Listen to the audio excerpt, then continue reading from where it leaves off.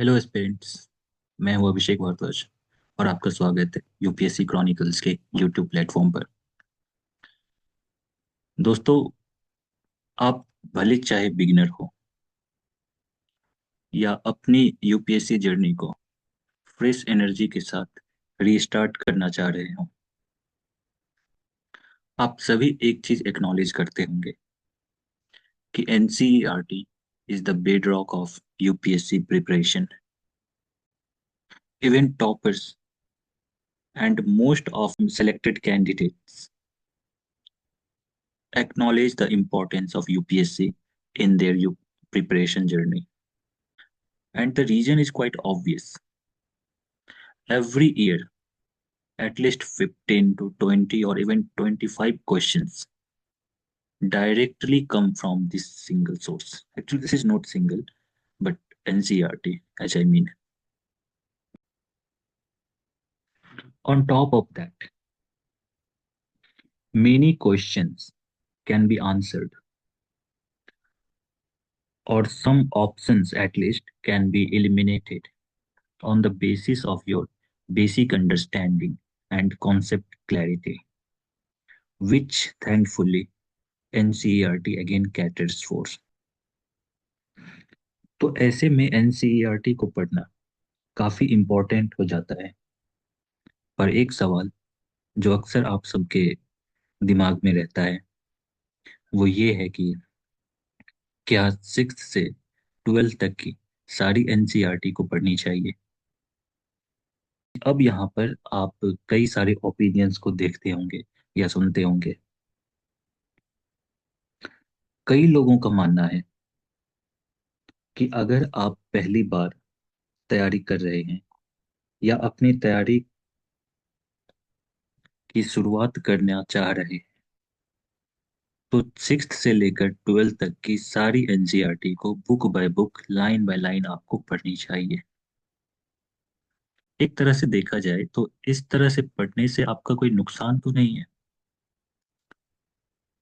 और फायदा ये है कि जब आप अपनी रेफरेंस बुक उठाएंगे एनसीईआरटी के अलावा, तो भले आपको चाहे एनसीईआरटी का पढ़ा हुआ कुछ याद रहे ना रहे, पर आपकी एक फैमिलियरिटी बनी रहेगी किसी टॉपिक को लेकर के, किसी कॉन्सेप्ट को लेकर के। आपको कोई भी चीज या मैक्सिमम चीज आपको अननोन नहीं लगेगी। पर यहाँ पर एक प्रॉब्लम है कि अगर आप सिक्स से ट्वेल्थ तक की सारी एनसीईआरटी को पढ़ लेते हैं तो आपको कम से कम 2 से 3 महीने का समय निकल जाएगा। पर ऐसे में अगर आप बिगिनर हैं, आप यदि अभी कॉलेज में हैं या जस्ट कॉलेज से बाहर निकले हैं और अपनी तैयारी शुरू करना चाहते हैं या शुरू कर चुके होंगे, तो 3 महीने एनसीईआरटी को देना आपके लिए कोई बड़ी बात नहीं है। इनफेक्ट आपको देनी भी चाहिए। लेकिन जो इस प्रिपरेशन में ऑलरेडी अपना 1 या 2 साल इन्वेस्ट कर चुके हैं और वो बेसिक से फंडामेंटल से फिर से अपनी तैयारी शुरू करना चाहते हैं, या जिन्होंने अपनी तैयारी देर से शुरू की है, या जो अपनी तैयारी में 1 साल लेकर के ही चल रहे हैं, तो उनके लिए 3 महीने सिर्फ एनसीईआरटी को देना ये कहीं से भी वाइज डिसीजन नहीं लगती है। तो ऐसे में जरूरी हो जाता है कि एक ऐसी स्ट्रेटजी हो एनसीईआरटी को पढ़ने की जो कम से कम समय में सारी बातें समझा सके। इसलिए मैंने जो कोर्स डिजाइन किया है वह इसी पैरामीटर को ध्यान में रखते हुए किया है। हम क्लास 6 से 12 तक की सारी एनसीईआरटी कवर करेंगे, लेकिन एक स्मार्ट तरीके से। आज की वीडियो में हम उसी स्ट्रेटजी के ऊपर बात करेंगे, लेकिन उससे पहले हम जानेंगे कि हमें एनसीईआरटी क्यों पढ़नी चाहिए। पहली रीजन एनसीईआरटी को पढ़ने की, importance of NCERT in UPSC examination. What is the demand of UPSC? You have to understand the demand of UPSC. You have to understand the demand of the examination you are preparing for. UPSC does not need expertise level knowledge. It does not need PhD students, PhD or PhD level knowledge. अगर आप UPSC के paper को भी देखेंगे ना, तो आपको general studies ही दिखाई देगी। अब प्रीलिम्स में अपियर होंगे तो आपको जीएस पेपर पहले मिलेगी, जनरल स्टडीज की पेपर आपको मिलेगी। मेंस में भी आपके जो पेपर होंगे वो जनरल स्टडीज के ही पेपर होंगे, एक्सेप्ट ऐसे and your option subjects and language paper. आपको आपको चार जनरल स्टडीज के पेपर मिलेंगे, GS 1 to 4। So what does this indicate? It indicates that UPSC demands general understanding, not your expertise knowledge. What UPSC actually demands is clarity of concepts, your fundamentals, your balanced understanding, not some biases, your interlinking of different faculty, different subjects, and your general understanding, general awareness of your environment, of the current issues. And on the basis of all these, your ability to eliminate wrong options.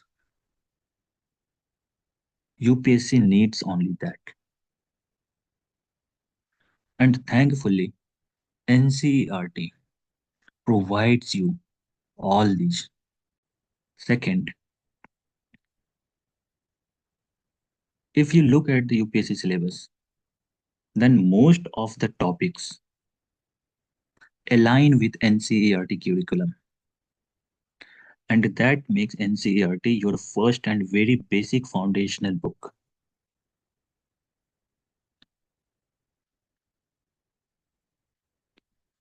The chapters, the content is prepared by domain expertise. And it is prepared in such a lucid language, in such a layman terms, that it will not be difficult for you to understand any topic. And it will build a solid foundation for your superstructure. Third importance of NCERT in this preparation is NCERT is a genuine government document. That means, and also it is regularly updated. Therefore, facts and data are genuine. You can blindly trust the data or the facts or the figures from NCERT. You can directly quote, you can directly cite examples from NCERT because it is a government document. And finally, as I have said earlier also, at least 15 to 20 questions, even in some cases 25, 30, 35 questions are directly or indirectly asked from NCERT, from map, from glossaries, and from other sections. And also, as I said earlier, you can eliminate options on the basis of your understanding of NCERT. So NCERT is also source of questions for UPSC. So NCERT is indispensable in UPSC preparation. So if NCERT contains so much importance, then what should be the best approach to study, to read NCERT books, especially when we hear so many opinions and so many methods of reading NCERT? What should be the best approach? जब आप market में जाएंगे, जब आप लोगों से मिलेंगे, जब आप टॉपर स्टॉक देखते हैं, तो आपको कई तरह के ओपिनियंस मिलते हैं, कई तरह के तरीके मिलते हैं पढ़ने के। आप देखेंगे कि आपको एक्सट्रीम ओपिनियंस भी मिलेंगे। एक्सट्रीम ओपिनियन से मेरा मतलब है कि कुछ लोग, कुछ टॉपर्स, कुछ सेलेक्टेड कैंडिडेट्स आपको बताएंगे, आपको सजेस्ट करेंगे कि 6th से 12th की NCERT book by book, line by line पढ़नी चाहिए। वहीं मैं ऐसे कुछ कैंडिडेट्स को देखा हूँ, कुछ ऐसे कैंडिडेट्स को जानता हूँ जिन्होंने एनसीईआरटी नहीं पढ़ी, फिर भी उनकी रैंक आई है, उनको सिलेक्शन मिली है। बट पर्सनली मैं ये मानता हूँ कि एनसीईआरटी आपको पढ़नी चाहिए। पर line by line book by book के मैं भी अगेंस्ट हूँ। मेरा मानना है कि आपको एनसीईआरटी पढ़नी चाहिए, पर आपको सेलेक्टिव स्टडी करनी चाहिए। But since you are the beginner, as I am assuming you a beginner in this preparation, how will you know which one is important and how will you select the topics, the books, the chapters? Therefore, I have devised this strategy of reading NCERT, understanding NCERT, so that there is no confusion left. And what is our approach? जब मैं अपनी तैयारी में था, मैंने अपनी तैयारी शुरू की थी, तो मुझे भी इसी तरह कई सारे भ्रामक चीजों का सामना करना पड़ा। और जब प्रॉपर गाइडेंस की कमी की वजह से मैंने भी बुक शुरुआत में 6 से 12 तक की एनसीईआरटी पढ़ना शुरू किया, लेकिन फिर मुझे इस तरह से पढ़ने में दिक्कत आने लगी। दिक्कत ये थी कि एचसीईआरटी बुक, जब आप एनसीईआरटी बुक्स को ऑब्जर्व करेंगे, उनके चैप्टर्स को देखेंगे, तो आपको उसमें एक रिपीटेशन दिखाई देगी। रिपीटेशन का मतलब है कि जो आप क्लास 6 में पढ़ेंगे, आपको वही चीज क्लास 8 में मिलेगी, फिर वही चीज आपको क्लास 10th में मिलेगी, और फिर क्लास 12th में मिलेगी। सिमिलरली जो क्लास 7th की चीजें हैं, आपको क्लास 9th में पढ़नी है, और फिर आपको क्लास 11th में पढ़नी है। जैसे सिंपल से एग्जांपल है, अगर साइंस में आप क्लास 6 में जब आप सेल चैप्टर पढ़ेंगे, तो फिर सेल चैप्टर आप क्लास 8 में भी पढ़ेंगे, सेल चैप्टर आप क्लास 10th में भी पढ़ेंगे।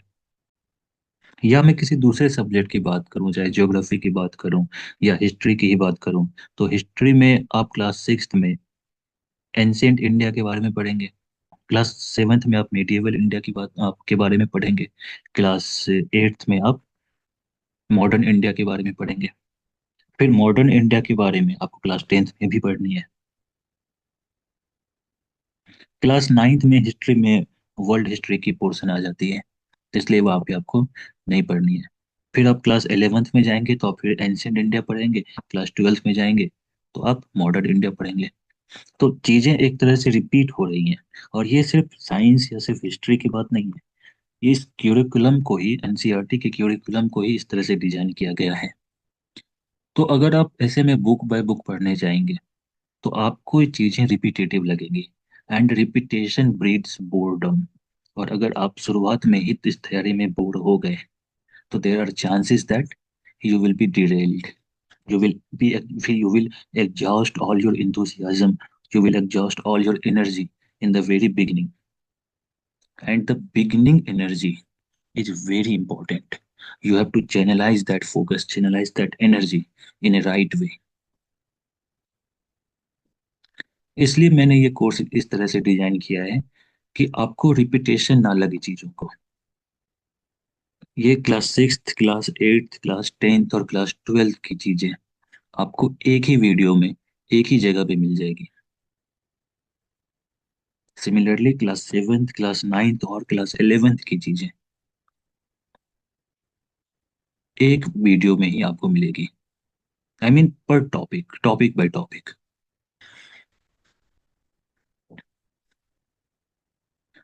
एक और समस्या है, जो ज्यादातर बच्चे जो नए होते हैं, नए बच्चे होते हैं, वो पूछते हैं कि कौन सी एनसीईआरटी पढ़नी चाहिए। और जैसे भी 1-2 सालों में जो नई क्यूरिकुलम आई है, नई एनसीईआरटी आई है, तो ये प्रॉब्लम और भी ज्यादा, कंफ्यूजन और भी ज्यादा बच्चों में रहती है कि नई एनसीईआरटी अब पढ़नी चाहिए या पुरानी एनसीईआरटी ही पढ़नी चाहिए।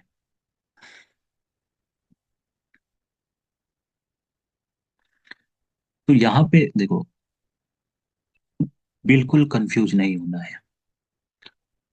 अगर आप पढ़ना चाहते हो, आप कोई भी एनसीईआरटी पढ़ो, नई पढ़ो, पुरानी पढ़ो, it will not make any large difference, it will not decide your selection और रिजेक्शन।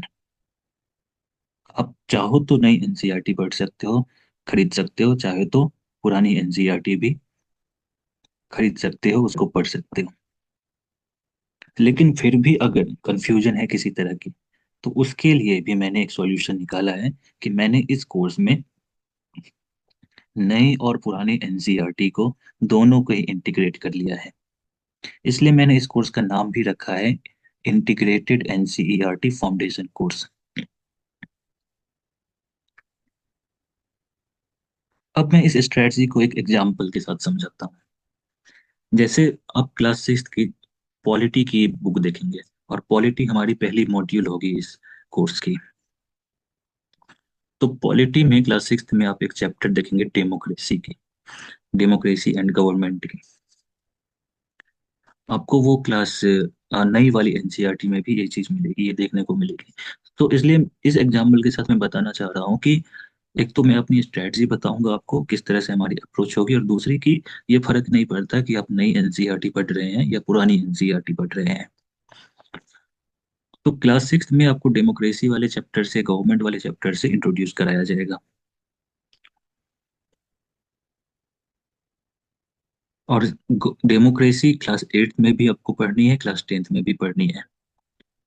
तो मैंने क्या किया है कि जो भी class six, class eighth, class tenth और इवन क्लास ट्वेल्थ में जो भी डेमोक्रेसी के बारे में चीजें हैं, जो भी कॉन्सेप्ट्स हैं, एक ऑर्गेनिक तरीके से मैंने उन सारी चीजों को एक ही जगह कवर कर लिया है। अब आपको क्लास सिक्स, एट्थ, टेंथ या ट्वेल्थ की बुक नहीं पढ़नी है अब आपको ये अलग अलग बुक्स नहीं पढ़नी है। आप इस कोर्स के साथ ज्वाइन हो जाएं, और जो सेलेक्टिव रीडिंग है, जो मैं चैप्टर बोलूंगा, जिस बुक से बोलूंगा, जिस पोर्शन को बोलूंगा, बस आपको उतनी ही पढ़नी है। तो इससे फायदा क्या है इस कोर्स से? और सिमिलरली हम ये चीजें बाकी मॉड्यूल्स में भी करेंगे, इकोनॉमी में करेंगे, ज्योग्राफी में करेंगे, हिस्ट्री में करेंगे, इन्वायरमेंट में करेंगे। तो इस कोर्स से फायदा क्या होगा, इस अप्रोच से क्या फायदा है? तो सबसे पहले तो आपको book by book, line by line नहीं पढ़नी पड़ेगी, so it will avoid repetition. Second, जो आपको 3 महीने लगने वाले थे, वो यहाँ पे आपको 1 से 1.5 महीने में हो जाएगी। यानी कि आपका सिग्निफिकेंट अमाउंट ऑफ टाइम बचने वाला है, जिसको आप दूसरी चीजों में लगा सकते हैं, दूसरे स्किल सीखने में लगा सकते हैं। जैसे आप कुछ नई चीजें पढ़ सकते हैं, या आंसर राइटिंग सीख सकते हैं। तीसरा फायदा इस अप्रोच में क्या है? इस प्रोग्राम के साथ मैं समय समय पर आपके टेस्ट लेता रहूंगा, और क्विज़ आपको आपके सामने मैं लाता रहूंगा, जिससे आप कंटिन्यूअसली अपने नॉलेज को, अपने इंफॉर्मेशन को, अपने कॉन्सेप्ट्स को टेस्ट कर सकते हैं, और जो कमियां हैं उस पे आप काम कर सकते हैं। और चौथी चीज जो है, अगर आप इस कोर्स के साथ रेगुलर बने रहते हैं, तो आपको पढ़ने की एक हैबिट बन जाएगी। जब आप एग्जाम देंगे, तो मेंस एग्जाम 3 घंटे की आपको देनी है, और एक दिन में आपको दो दो पेपर होती है। तो यानी कि आपको 6 घंटे बैठने की हैबिट होनी चाहिए, और एटलीस्ट 3 घंटे एक साथ बैठने की हैबिट होनी चाहिए। और ये हैबिट आपको शुरुआत से ही बनानी पड़ेगी, और हैबिट धीरे धीरे आएगी, धीरे धीरे। जब आप अपनी टाइम लिमिट को, अपनी कैपेसिटी को पुश करते रहेंगे, तो ये हैबिट बन जाती है। तो इस कोर्स से ये एक बेहतर अपॉर्चुनिटी है कि आप अपनी पढ़ने की हैबिट को, एक जगह बैठने की, लंबे समय तक बैठने की हैबिट को, जब आप रेगुलरली वीडियो देखेंगे, तो ये हैबिट भी आपकी बन जाएगी। तो इस कोर्स से बहुत कुछ फायदा होने वाला है, खास करके जब आप बिगिनर्स हैं इस तैयारी में। तो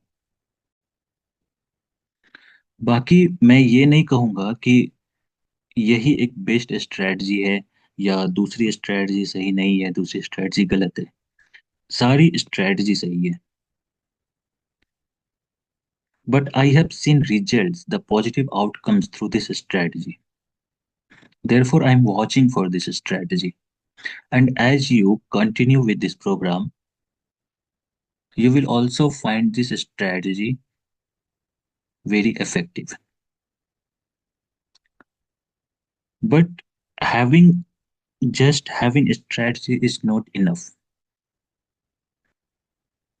The parameter of success is not just a strategy, It's the execution, how effectively you are executing your plans. So it all depends on your execution, your commitment. And if you are really committed to the cause, to the preparation, to your dreams, then you will definitely find any solution for any of your problem. अब वो problem किसी भी form में हो, चाहे आपके पास resources की कमी की प्रॉब्लम हो, जो कि आजकल तो कोई दिक्कत नहीं है। हाँ, हिंदी मीडियम वालों को ये थोड़ी दिक्कत आती है, पर अब धीरे धीरे वो भी दिक्कत नहीं, आई मीन वो भी दिक्कत अब नहीं रही है। या जो भी चैलेंजेस आपको सब्जेक्ट को या टॉपिक को समझने में, कॉन्सेप्ट को समझने में आती है, तो कोई भी दिक्कत हो, कहने का मतलब है कि आप अगर कमिटेड हैं तो आप उस चैलेंज को ओवरकम कर लेंगे।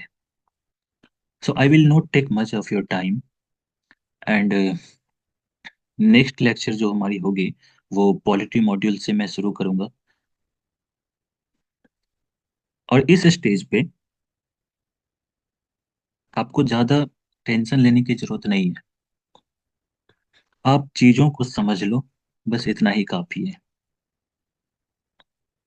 अगर चीज़ें याद ना रहे तो भी कोई दिक्कत वाली बात नहीं है। और बाकी चीज़ें जब हमारी कोर्स चलेगी तो उस दौरान हम बाकी चीज़ों पे भी बात करेंगे। So I wish you all the best in your preparation. See you in our next video, the first module of this course. We will take on polity first.